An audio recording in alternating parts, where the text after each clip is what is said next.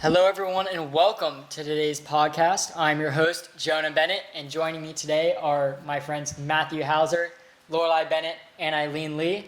We will be talking about the state of the industry in fishing, and we will be approaching it in a youth perspective.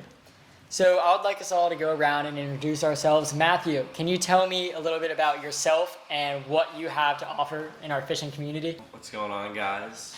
I'm Matthew Hauser.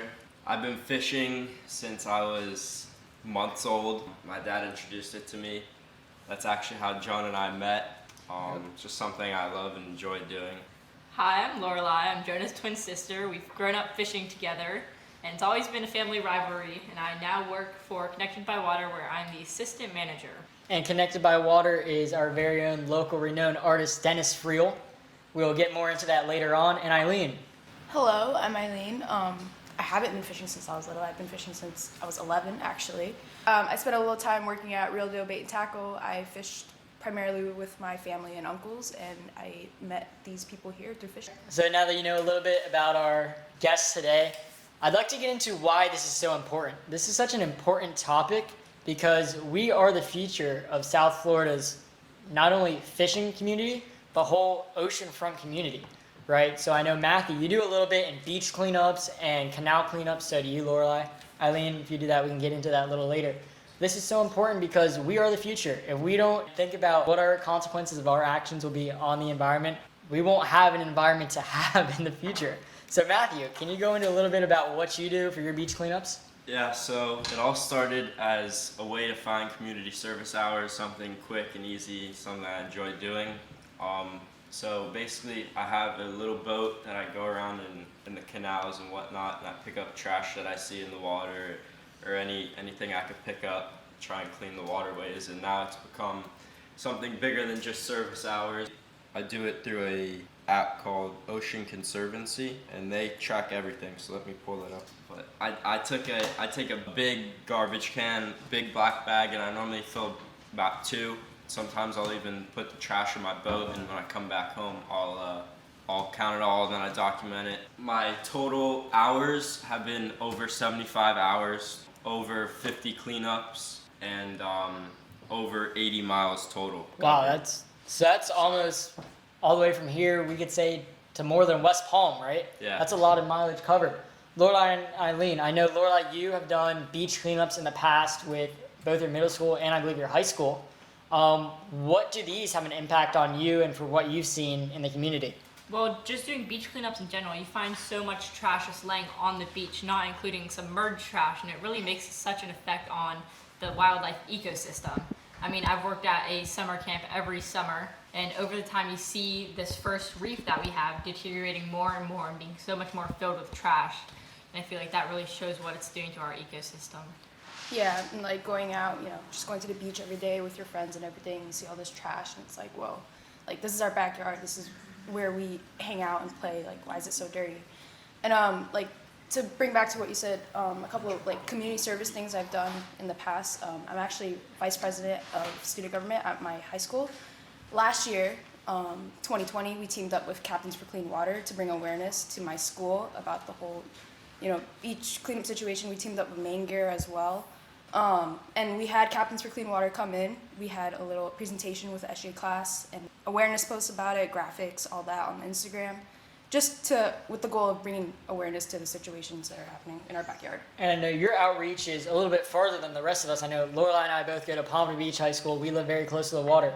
You go all the way out to Monarch High School. Yeah, I'm out west. So you'll bring awareness to some kids that really don't see the effects of this as much as what the rest of us here do, and I feel like that's great because it spreads it for so much more of us than just us that actually see it almost from day to day. Yeah. A lot of kids out west, they know nothing about like the whole water problem that we have and water management and all that. So bringing Captains for Clean Water out there, telling them about what's happening, we're just a couple miles from where they live. It's awesome. Yeah. All right, moving away from kind of a little bit of a more sad topic, we'll go on to how fishing has really affected our lives, really, from our jobs to our hobbies. I know, Lorelei, you work for a nationally known artist, Dennis Friel. Can you tell me a little bit more about that?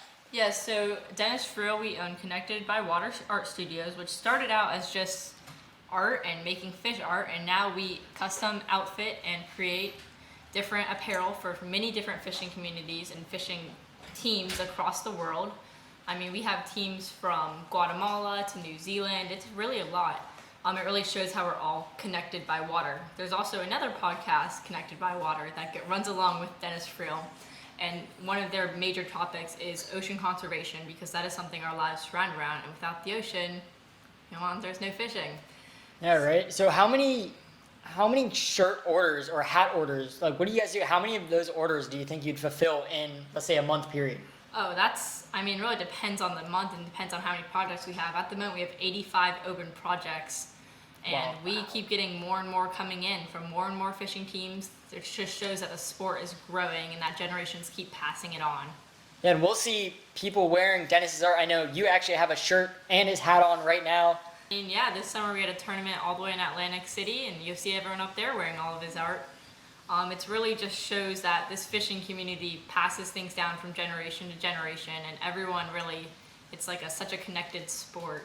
How many people do you think come in from out of state, see his apparel, and learn a little bit about not only our sport, but then take that bit of information to their city? I mean, our actual shop is located almost right on the beach, so it's a very hot tourist destination. So we get lots of tourists that come in weekly and learn more about the sport. Most just come in because they like the art, and then they leave with some fishing knowledge.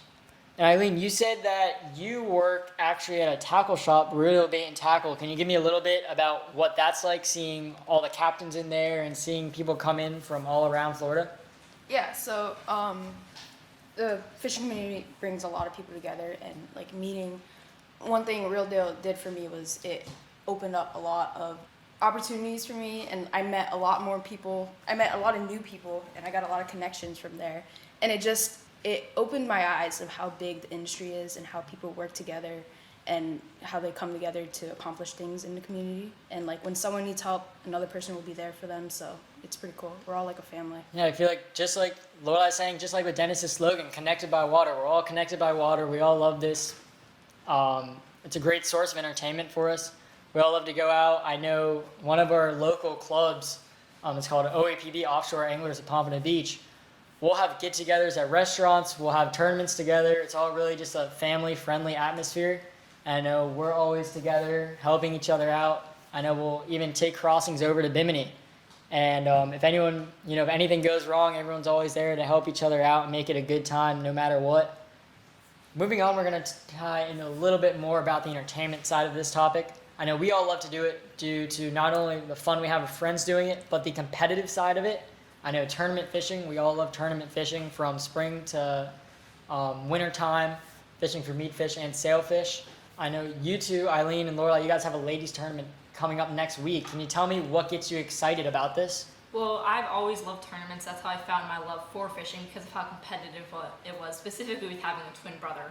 But ladies tournaments just make it the best because it's just you against your other ladies. No one has a leg up. Everyone's doing their own thing. Yep. And I feel like it just brings out the best of our community and brings everyone together, because you don't see as many ladies as you do males fishing. Yeah, I just like it because I love competitions. I like winning. We have kids from the age of 2 going out to great-grandparents, the age of some pushing 70, going out in these events. And it's really cool to see from generation to generation how things change. We have kickoff parties beforehand, and you really hear stories of the past, and you hope to create stories for the future the next day in the tournament. But I feel like it's a great way to get to know others in your community and really have some fun doing it. And to finish off this segment, we'll really just do a quick recap. So we're all really, like we were saying, we're connected by water, all right? The water is something that connects us all, and we think that this sport is something that everyone should really get a chance to experience. Yeah.